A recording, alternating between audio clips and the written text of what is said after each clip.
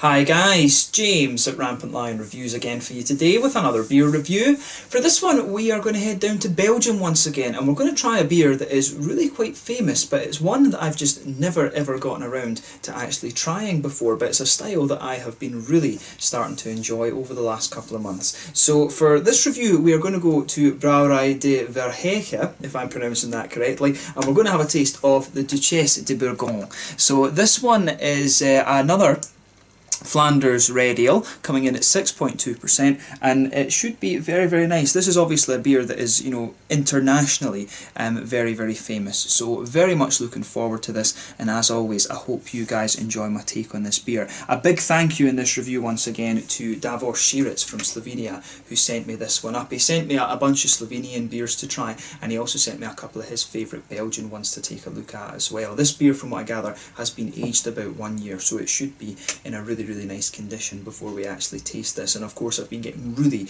into my Flanders red ales after trying the stuff from Rodenbach a couple of months back, so really looking forward to this one, and as always I hope you guys enjoy my take on this beer. So anyway, as is usual with my reviews then, I'll tell you a little bit about the brewery. If you want to get straight to the tasting, just fast forward. All the usual links are in the description below. That's the brewery website, the link to my other reviews that hopefully I can do in the future from Brouwerij de Verhaeghe. Very first time I'm trying one of their beers, of course.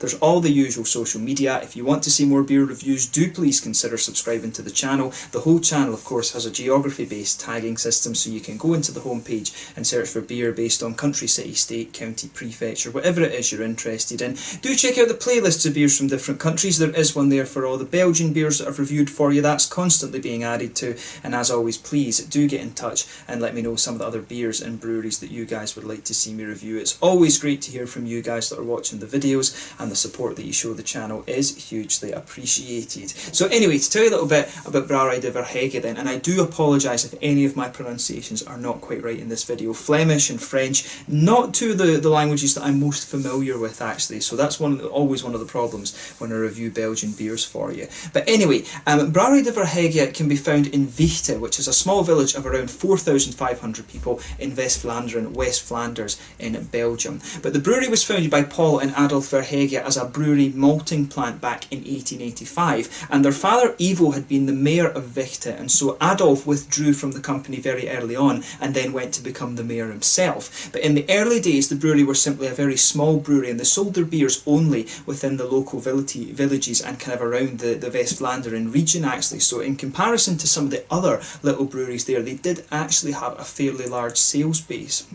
But the Vichte-Brussels railway link actually allowed the brewery to expand even further, so at one point you were finding the Brouwerij de Verhaeghe beers in Brussels, which again was quite unusual. So still, in modern considerations, a very small brewery back in the early days, but in comparison at the time, they were actually a fairly big operation in comparison to some of their other, their other peers, if you like. But during the First World War, Paul Verhaeghe refused to brew for the occupying Germans, and so the brewery was dismantled, and then the materials, the copper and everything like this, were used for munitions. But they gradually rebuilt the company after the First World War, and they began to bottle their beers in the 1920s. But again, the brewery production was very restricted due to the Second World War, and they could only produce a very low alcohol table beer that was around 0.8% because of the shortage of barley. But after the Second World War, the Pilsner style of beer became very popular in Belgium, and many breweries started to focus on this style and expanded rapidly. The Verhaeghe brewery, however, remained a regional brewery, and they won a number of awards for their more traditional beers. And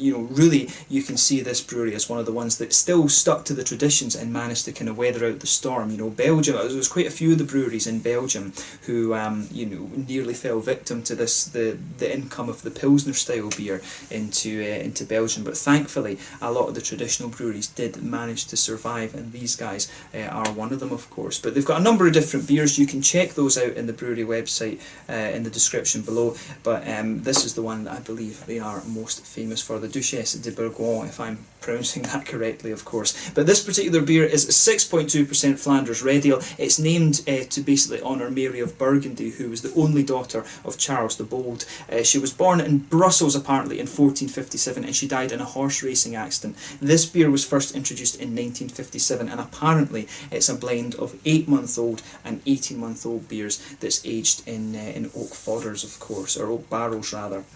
So it should be very, very nice. And Davor, you know, he's never pointed me in the direction of a bad beer before. And he really is into his Belgian beers. Aside from the modern craft beers, Belgian beers are probably his favourite ones. And like I said, I've been getting really into these Flanders red ales since I tried the ones from Rodenbach. So very curious to see how one from another brewery turns out. But yeah, that's all you need to know about the brewery and the beer just now. Let's get on to the actual tasting of the beer itself. We can get rid of the brewery notes for just now. But yeah, you know, this is a really, really well-known label. This bottle, incidentally, is only a little small 25 centilitre one. This beer is only sold in quarter litres, actually, in comparison to 1/3 litres, 330s, that you would normally find. But yeah, really nicely presented, very recognisable label. There's the little top label on this one, and of course you can see the Brouwerij de Verhaeghe bottle cap on this one. As I say, I do apologise if I'm not pronouncing that correctly. That, you know, the Dutch language is a little bit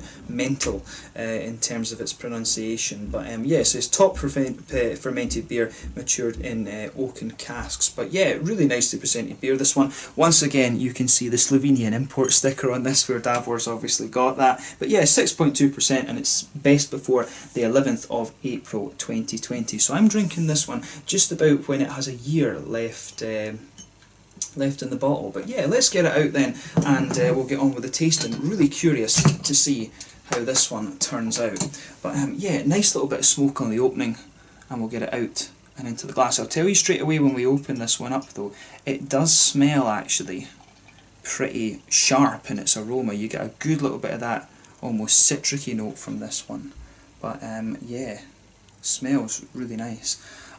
So yeah, as you can see, and as you would kind of expect with this one, it's got a really, it pours a very dark ruby colour actually. It really is. It looks probably more kind of chestnutty or mahogany on the camera, but if you hold this one up to the light, it is actually very, very clear. There's one or two little bits of sediment just floating around in there, but it really is a very rich kind of ruby colour. I'm just not sure. You can maybe see, you can see a little teeny bit of it just down here on the camera. That's the colour of the whole beer actually. A very kind of dark cherry, mahogany, chestnutty type colour, this beer. You can see there's a solid half finger of a frothy, I would say somewhere between a fawn and beige coloured head on this one. It actually smells a little bit like sherry, this beer. My gran always used to drink sherry, and you know, I always remember the aroma of that, and this beer really reminds me of the sherry that she used to drink.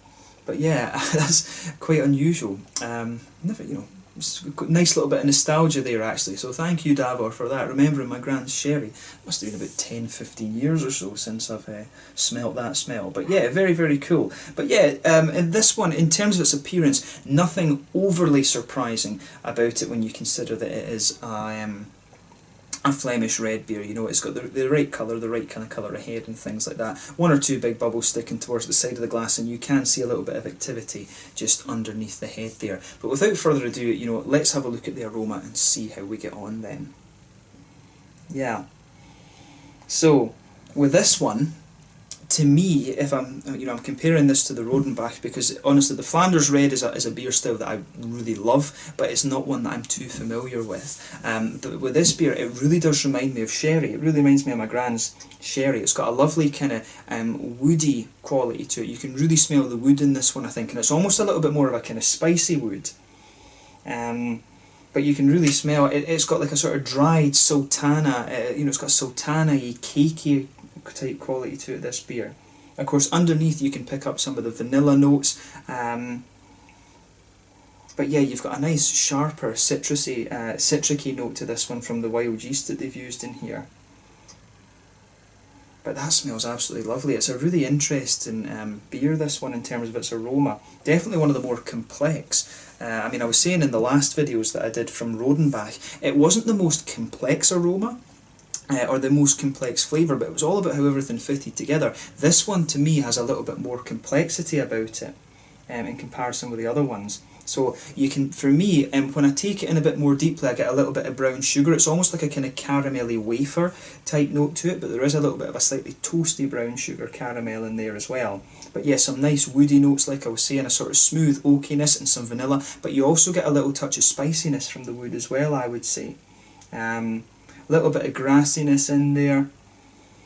yeah, definitely a little touch of grassiness in there, maybe a teensy little bit of earthiness too. But I mean, the Belgian hops that you would use in these beers are quite similar in character to the German noble hops, and you can pick up a little touch of that with this one. But the fruitiness is really nice. It takes your nose a little bit of time to adjust to this one. It really has that almost sherry quality to it, like I was saying. It's almost got a cakey aroma as well. But the fruity side of things, it's got a nice almost cherryish quality to it. You can pick up some sultanas, maybe even a little touch of an apricot, you know, but there's also these slightly sharper red berries like raspberry and cranberry, and maybe even a little touch of blackberry or something like that. It's got some really nice aromas, maybe a little bit of a kind of wine grapey quality as well, which is interesting. This one definitely is a little bit more sharper and more complex in its aroma compared to some of the other ones that I've come across, or so the Rodenbach ones that I've tried anyway, and I do need to try a few more of this Flanders red type style. But this is a lovely smelling beer, this one. So as I always say, take a little bit of time and enjoy the aroma of the beers before you get stuck in, but you will need to spend a little bit of time on the aroma for this, because it does evolve a little bit as your nose adjusts to it, and particularly if this is a new style to you, just take a little bit of time and try and learn as much about it as you can, because it's always enjoyable to see how these beer styles are different when you go from brewery to brewery actually. So without further ado then, let's get stuck into this one. So this one is the Duchesse de Bourgogne from Brouwerij de Verhaeghe in Vichte in West Flanders in Belgium. Let's get stuck into this one. Slange, Skål, Santé, Prost.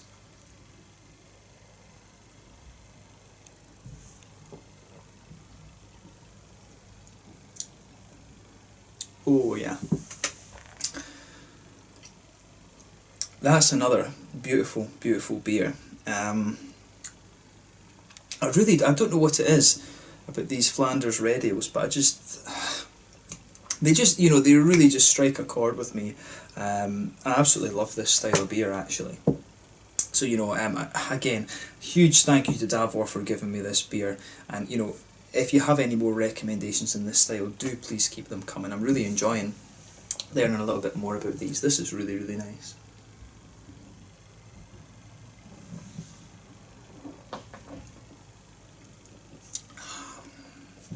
Yeah, but my only one complaint that I have about this one so far is that it's only a 25 centilitre bottle. That's the one disappointment about this beer, but it is really nice. It does actually, my first impression is that it feels a little bit boozier in comparison to the other ones I've had so far, and it just feels that little bit more rich, if you like, in the flavour. But this is really nice actually. I like how everything goes together in this one.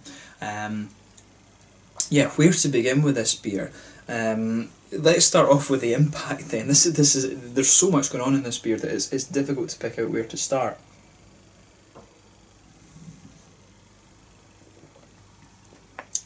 So when you take this beer in, you get a nice little bit of sharp red fruity quality in the beginning. It's got, I'm not sure if it's quite raspberries, it's a little bit juicier. Raspberries I've always found are a little bit tart. It does have a little bit of that raspberry tartness to it, but then it's got a little bit of a kind of red curranty, raisiny type thing going on as well. The further you go into the aftertaste with this beer, I think it evolves to be a little bit more of a kind of blackberry, black curranty type flavour as well. There's a whole mix of berries coming out towards the front of your palate there, which is really nice. I like how that goes together. But behind that, of course, you can feel the sort of smooth oaky qualities of this beer. They just blanket the middle of your palate there, and the aroma was given the impression that the woody qualities to this beer would be quite spicy, but they're actually very smooth. The woody side of this beer is really just lovely and smooth. When you come a little bit further forward on the palate with this one, you start to get some of the vanilla like flavours on this one, which is really nice. The palate in this one does actually stay quite wet. The palate doesn't really dry out much in this beer, which is very nice.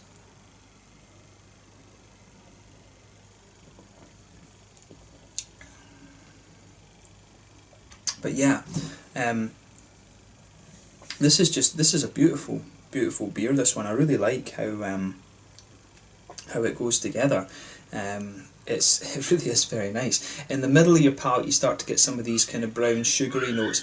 There's a little bit of a kind of There's a little bit of that kind of sweet caramel note. It's almost got that kind of caramel wafery quality that I was talking about. It always reminds me of Tunnock's caramel wafers that we had back home in Scotland. It's almost like if you just take an ice cream wafer cone and put a little bit of caramel sauce on it, then eat it, a little, or maybe even a little touch of a maple, I don't know if it's quite maple syrup.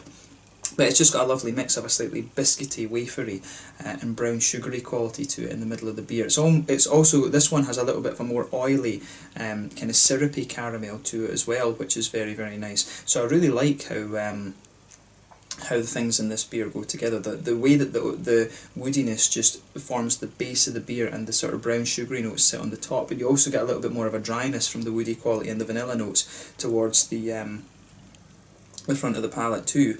That's also really nice in this one. As I say, I really like how everything goes together in this beer. This style for me is just all about how these flavours blend together. To me, this one just feels a little touch more boozy in comparison to some of the Rodenbach ones, and it's a little bit more sharp, I think, in the fruity flavours at the beginning. The impact of this beer is definitely a little bit sharper than the Rodenbach ones that I've had.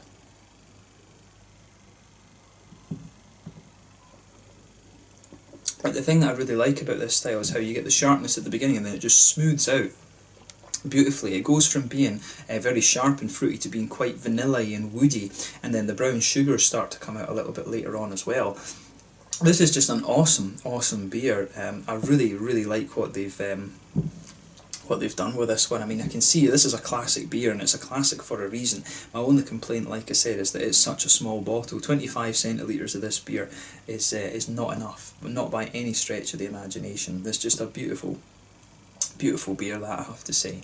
In terms of the hoppy side of things then, there's not much to report on that. The hoppy side of this beer, it almost tastes as if there's not really any hop in it, to be honest, but you can pick up, there's a teensy little bit of an earthiness there in the back corners of the palate. You know, when this beer's a year old, most of the hoppy notes will have dropped out of it, and again, this is not a very hop forward beer at all.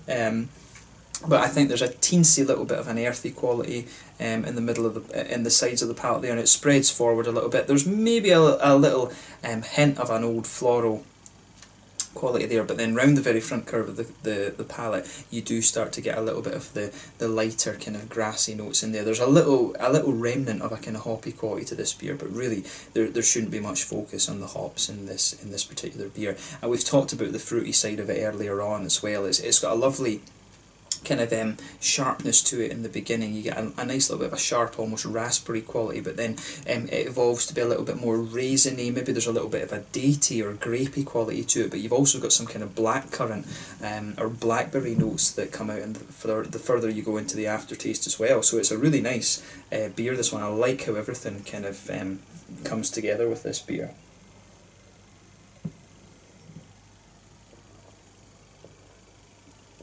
Yeah.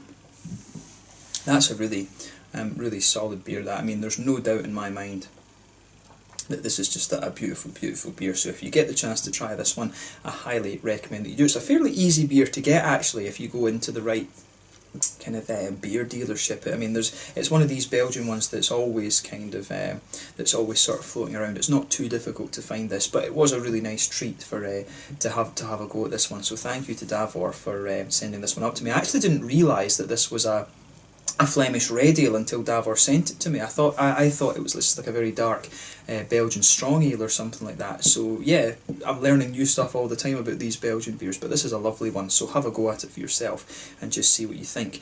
In terms of the mouthfeel then, this beer to me is kind of mid-bodied, but at the top end of mid-bodied. The carbonation's very smooth on this one. To me, it's a very oily mouthfeel, this. It's got a nice sharpness at the beginning. It's got a little bit of that sour sharpness in there. You've got a nice bit of smoothness and sweetness from in the middle of your palate as well. A good balance there between the woody and the brown sugary notes to this beer. Some lovely juicy fruitiness in there, blending in again with the the sort of sharper tart flavours of the beer, but you've also got a little bit of smoothness from the hoppy notes in there too, which is very, very nice. But to me, this is just a beautiful beer, and it's been awesome to try this one for you. My only complaint about this, in fact, is that it's only a 25 centilitre bottle. This, you really need to have more of this. I might, you know, this might be one of the ones I very rarely buy the same beer twice, but I think these Flemish Reds, I might be buying a new version of it every year, and I might force myself, if you like, force myself to do some reviews of these beers each year when the new vintages come out. But yeah, a lovely beer this one, and I'm really glad that I was able to review this for you on the channel. So a huge thank you again to Davor for making this review possible. But let's leave it at that. Once again, thank you for watching my beer reviews. Until the next time, please like, subscribe, share, all the usual YouTube stuff. Let me know your own thoughts on this beer in the comment section below. Let me know what your favourite beers are from Brouwerij de Verhaeghe as well. And do give me some other Flemish Red recommendations too. But thank you again for watching, and I will catch you guys very soon. This one is the Duchesse de Bourgogne, a 6.2% Flemish Red Ale from Brouwerij de Verhaeghe in Vichte in West Flanders in Belgium. Until the next time, Slàinte just now, and I'll catch you guys very soon. Slàinte, Skull, Salty, Proust.